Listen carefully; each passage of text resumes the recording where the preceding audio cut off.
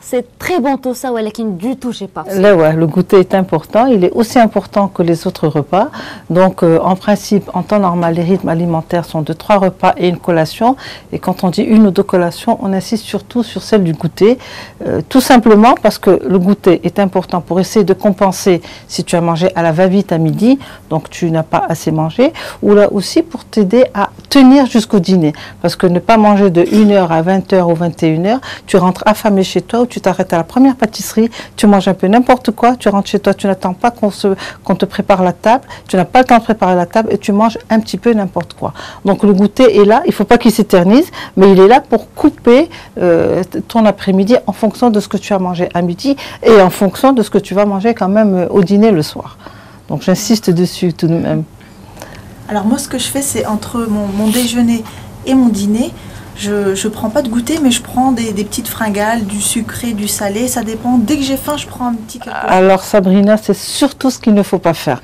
Parce que goûter est une chose et grignoter est une autre chose. Quand on grignote, déjà on ne mange pas avec plaisir et puis on grignote n'importe quoi, on ne sait même pas à quoi on pense. Donc il n'y a aucun repos de l'estomac et là, ce sont des calories qui s'accumulent et de mauvaises calories, ce sont de mauvaises choses. Et souvent, je ne sais pas si tu t'en es rendu compte, mais on grignote des mauvaises choses, du sucré, des choses qui n'ont pas. Non, essaie de t'arrêter, même si tu n'as pas faim, prends-moi un fruit, un laitage, ça va t'aider à couper, ça va t'apprendre à ne plus grignoter, ça va t'attendre à attendre, comme Sonia, attendre le dîner qui se fera dans de bonnes conditions. D'accord. Et c'est quoi un goûter type?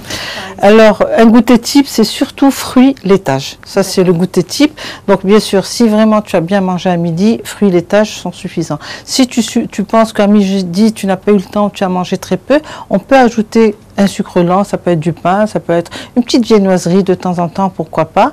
Et puis surtout pour les enfants. Moi, j'insiste pour les enfants, le goûter est très important. Il ne faut pas qu'il s'éternise. Le goûter ne doit pas s'éterniser jusqu'au dîner, mais il faut qu'ils le prennent. Ça va leur couper l'après-midi, ça va leur faire une coupure entre l'école et la maison et ça va les aider à tenir à dîner tôt parce qu'un enfant doit dîner tôt.